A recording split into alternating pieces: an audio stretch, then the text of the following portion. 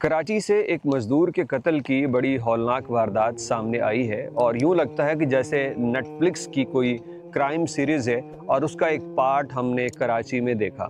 किस तरह शातिर दिमागों ने किस तरह एक मुकम्मल प्लानिंग करके एक गरीब मज़दूर को कत्ल कर डाला, इसलिए कि वो अपने कारोबारी नुकसानात और कर्ज़ों से जान छुड़वाना चाहते थे। सोशल मीडिया पे गर्दिश करने वाली इस कहानी के अंदर बताया जाता है कि कराची का एक ताजिर जो कई करोड़ रुपए के घाटे में जा चुका था, तकरीबन 70 करोड़ रुपए इसने लोगों के अदा करने थे। अब उन पैसों को अदा करने की कोई और सूरत ना निकली तो इसने अपनी फैमिली के साथ मिलके एक बड़ी खौफनाक प्लानिंग की।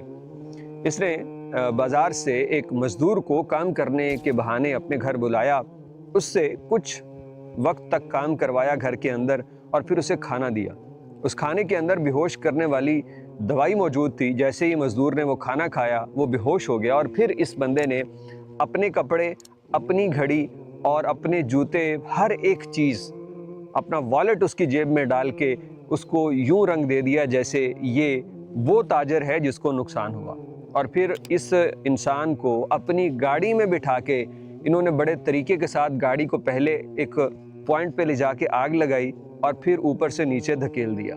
इनका मकसद ये था कि इस पूरे वाक़े में लाश कुछ इस तरह से ख़राब हो जाए कि उसको पहचानना सिर्फ घर वालों के लिए मुमकिन हो, इसके अलावा कोई और ना पहचान सके। मज़दूर का कद काट, उसकी जिसामत, उसकी शक्ल सूरत, मुशाबत देखी गई कि किस हद तक मुशाबत हो सकती है। और फिर ये हो जाने के बाद मज़दूर को कत्ल कर दिया गया। पुलिस आई, तफ्तीश की और लाश की शनाख्त के लिए इसकी बीवी को बुलाया गया और वो भी टसवे बहाती फ़ौरन से आके कहती है कि हाँ, ये मेरे ही शौहर हैं, क्योंकि वो पहले मिली होती है। और भी जितनी अजीज़ व अकारब जो इसमें मुलव्वस थे उनको बुलाया गया तो उन्होंने भी शनाख्त कर ली। वजह क्या थी?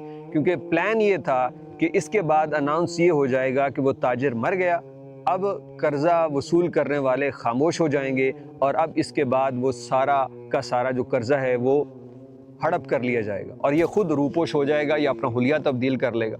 मतलब आपको हॉलीवुड सतह पे इस तरह की क्राइम सीरीज़ देखने को मिलती हैं जो इन्होंने यहाँ प्लानिंग की। और प्लानिंग करने का शायद ये बड़ा आसान तरीका या इनके पास निकलने का बड़ा आसान तरीका होता, कहीं कोई एक अफसर जो है वो ईमानदार आ जाता है और सारी स्टोरी का पोल खुल जाता है। वरना पाकिस्तान में कितने ही ऐसे लोग गुमशुदा हैं जिनका आज तक कुछ पता नहीं चल सका। आप एधी और दीगर जगहों पे जाके लावारिस लाशों के तादाद मालूम करें तो आपको पता चलेगा ये हज़ारों में हैं जिनके आज तक वरसा ना मिल सके और उधर हज़ारों वरसा अपने प्यारों की लाशें ढूंढ रहे होंगे। ये बीच में कुछ ऐसे ही लोग होते हैं जो इस तरह ख़तरनाक तरीके से इंसानों के साथ ये सलूक करते हैं।